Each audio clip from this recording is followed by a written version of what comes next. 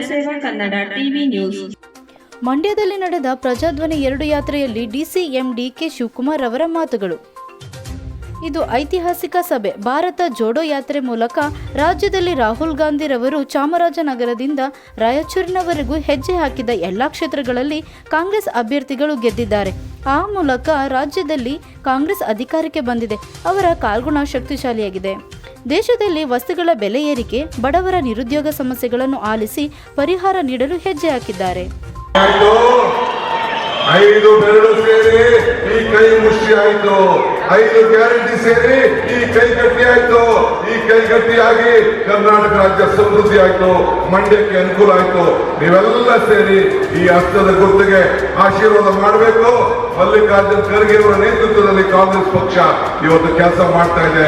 ರಾಹುಲ್ ಗಾಂಧಿ ಅವರು ನಿಮ್ಗೆ ಶಕ್ತಿ ಕೊಡಲಿಕ್ಕೆ ಬಂದಿದ್ದಾರೆ. ನಿಮ್ಮ ಆಶೀರ್ವಾದ ಇರಲಿ. ಕೊನೆಗೆ ಒಂದು ಮಾತು ಹೇಳ್ತೀನಿ. ಇವತ್ತು ಪೇಪರ್ ತೆಗೆದೆ, ನನಗೆ ನಾಚಿಕೆ ಆಗ್ತದೆ. ಆ ವಿಜಯನ ಹೇಳ್ತಾ ಇದ್ದಾರೆ, ಏನ್ ಹೇಳ್ತಾ ಇದ್ದಾರೆ ಈ ಪೇಪರ್ ಅಲ್ಲಿ ಇದೆ, ಕಾಂಗ್ರೆಸ್ ಗ್ಯಾರಂಟಿಗಳು ತಾತ್ಕಾಲಿಕ ಅಂದ್ರೆ ಕಾಂಗ್ರೆಸ್ ನಾವೇನಾದ್ರು ಅಧಿಕಾರ ತಂದ್ಬಿಟ್ರೆ ಗ್ಯಾರಂಟಿಗಳೆಲ್ಲ ತೆಗೆದಾಕ್ತೀವಿ ಅಂತ ಹೇಳ್ತಾ ಇದ್ದಾರೆ. ಮಿಸ್ಟರ್ ಯಡಿಯೂರಪ್ಪ, ಮಿಸ್ಟರ್ ವಿಜೇಂದ್ರ, ನಿನ್ನ ಹಣೆಯಲ್ಲೂ ಬಂದಿಲ್ಲ ಕಾಂಗ್ರೆಸ್ ಗ್ಯಾರಂಟಿ. ನಮ್ಮ ಜನರಿಗೆ ಬದುಕಿನ ಸಾಧ್ಯ ಇಷ್ಟೇ. ನಮ್ಮೆಲ್ಲರೂ ಕೂಡ ನಮಸ್ಕಾರ ಹೇಳಿ ನಾನು ಮಾತು ಮುಗಿಸ್ತೇನೆ. ರೈತರಿಗೂ ಅನ್ಯಾಯ ಮಾಡದೆ, ನೀರನ್ನ ಕೊಟ್ಟು ರಕ್ಷಣೆ ಕೊಟ್ಟು, ಬಿಜೆಪಿ ಸರ್ಕಾರ ಡಬಲ್ ಇಂಜಿನ್ ಸರ್ಕಾರ ಇದ್ರು ಕೂಡ ನಮ್ಮ ಮೇಕೆದಾಟು ಯೋಜನೆಗೆ ಅನುಮತಿ ಕೊಡಲಿಲ್ಲ. ಆದ್ರೆ ಒಂದು ಮಾತು ಈ ಭೂಮಿಯಲ್ಲಿ ನಿಂತ್ಕೊಂಡು ನಾನು ಮಾತಾಡ್ತಾ ಇದ್ದೇನೆ.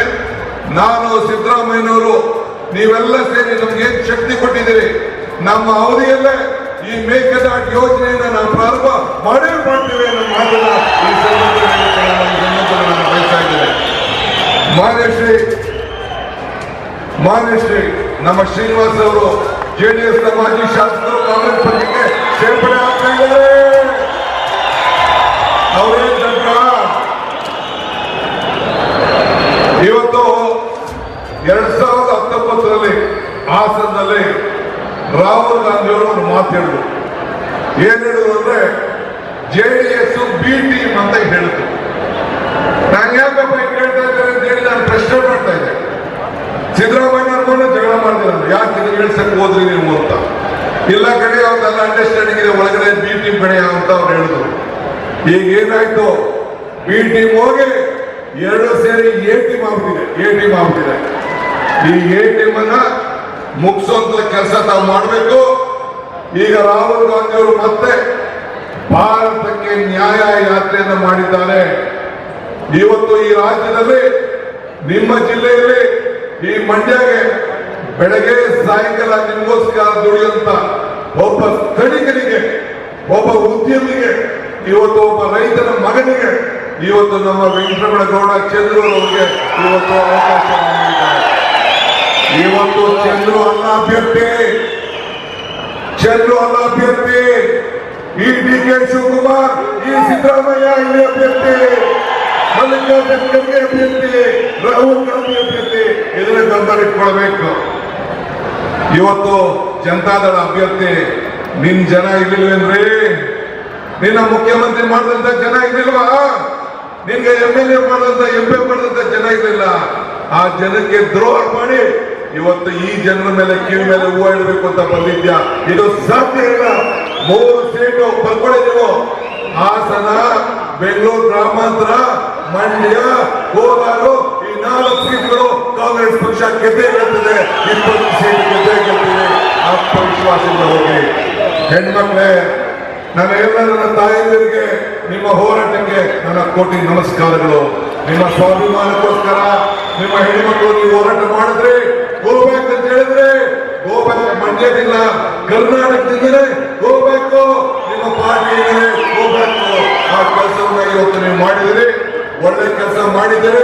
ನಿಮ್ಮ ಸ್ವಾಭಿಮಾನ ತಾಯಿಂದಿರು ನಿಮ್ಮ ಬದುಕಿನ ಬಗ್ಗೆ, ನಮ್ಮ ಗ್ಯಾರಂಟಿಯಿಂದ ನೀವು ಭಾರತ್ ಜೋಡೋ ಯಾತ್ರೆಯನ್ನ ನಡೆಸಿ ಚಾಮರಾಜನಗರ ಕ್ಷೇತ್ರದಿಂದ ಪ್ರಾರಂಭ ಮಾಡಿ ಅಲ್ಲಿಂದ ತೆಲಂಗಾಣ ತಲುಪುವವರೆಗೂ ಎಷ್ಟು ಕ್ಷೇತ್ರಕ್ಕೆ ಹೆಜ್ಜೆ ಹಾಕಿದ್ರು ಅಷ್ಟು ಕ್ಷೇತ್ರದಲ್ಲೂ ಕಾಂಗ್ರೆಸ್ ಪಕ್ಷ ಗೆದ್ದು ಈ ರಾಜ್ಯದ ಅಧಿಕಾರವನ್ನು ಕಾಂಗ್ರೆಸ್ ಪಕ್ಷ ಬಂದಿದೆ. ಎಲ್ಲಾ ಕ್ಷೇತ್ರಗಳು ಗುಂಡ್ಲುಪೇಟೆಯಿಂದ ಲೆಕ್ಕಾಕಿ, ನಂಜನಗೂಡು ಲೆಕ್ಕಾಕಿ, ವರ್ಣ ಲೆಕ್ಕಾಕಿ, ಮೈಸೂರು ಲೆಕ್ಕಾಕಿ, ಮೇಲ್ಕೋಟೆ ಲೆಕ್ಕಾಕಿ, ಚಂದ್ರಸ್ವಾಮಿ ನಾಗಮಂಗಲ ಲೆಕ್ಕಾಕಿ, ಎಲ್ಲ ಕ್ಷೇತ್ರಗಳು ಕೂಡ ಕೊನೆ ತೆಲಂಗಾಣವರೆಗೂ ಕಾಂಗ್ರೆಸ್ ಪಕ್ಷ ಬಂದು ಕಾಂಗ್ರೆಸ್ ಸರ್ಕಾರ ಈ ರಾಜ್ಯದಲ್ಲಿ ಬಂದಿದೆ. ಅವರ ಕಾಲು ಕೂಡ ಬಹಳ ಶಕ್ತಿಶಾಲಿಯಾಗಿದೆ. ಈ ದೇಶದ ಬಡವರಿಗೋಸ್ಕರ, ಬೆಲೆ ಏರಿಕೆಗೋಸ್ಕರ, ಸಮಸ್ಯೆಗಳನ್ನ ಬಗೆಹರಿಸಲಿಕ್ಕೆ, ನಿಮ್ಮ ಕಷ್ಟ ದುಃಖಗಳನ್ನ ವಿಚಾರಿಸಲಿಕ್ಕೆ ಅವರು ಹೆಜ್ಜೆ ಹಾಕಿದ್ರು. ಅದಕ್ಕೆ ಇವತ್ತು ನಾನು ಮಂಡ್ಯ ಗೆಲ್ಲಬೇಕು, ಮಂಡ್ಯ ಗೆದ್ರೆ ಇಂಡಿಯಾ ಇಂದ ಗೆಲ್ತೇನೆ ಅನ್ನೋ ಒಂದು ನಂಬಿಕೆಯಿಂದ ನಿಮ್ಮ ಮೇಲೆ ವಿಶ್ವಾಸ ಇಟ್ಟು ಇವತ್ತು ಇಲ್ಲಿಗೆ ಬಂದಿದ್ದಾರೆ.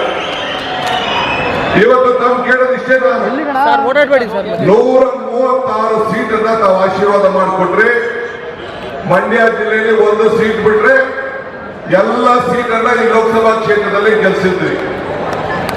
ನಾನು ಯಾವ ವಿರೋಧ ಪಾರ್ಟಿ ಕ್ಯಾಂಡಿಡೇಟ್ ಬಗ್ಗೆ ನಾನು ಮಾತಾಡಕ್ ಹೋಗೋದಿಲ್ಲ, ಅವಶ್ಯಕತೆ ಇಲ್ಲ.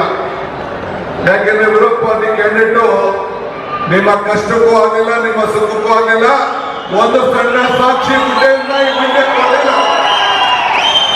ಅವರ ತಂದೆ ಕಾಂಗ್ರೆಸ್ ಪಕ್ಷದಿಂದ ಪ್ರಧಾನಮಂತ್ರಿ ಆದರು, ರಾಜ್ಯದ ಮುಖ್ಯಮಂತ್ರಿ ಆದರೂ ಕೂಡ ಇಲ್ಲಿ ಸಾಕ್ಷಿ ಗುಡ್ಡೆ ಬಿಡಕ್ ಆಗಲಿಲ್ಲ. ಸೊ ಅವ್ರ ಬಗ್ಗೆ ಮಾತಾಡಿ ಟೈಮ್ ವೇಸ್ಟ್ ಮಾಡ್ತಾರೆ, ಅರ್ಥ ಇಲ್ಲ. ಈಗ ನಮಗೂ ನಿಮಗೂ ಇಟ್ಟಿರೋದು ಬದುಕು, ಬಿಜೆಪಿ ಅವ್ರದ್ದು ಭಾವನೆ.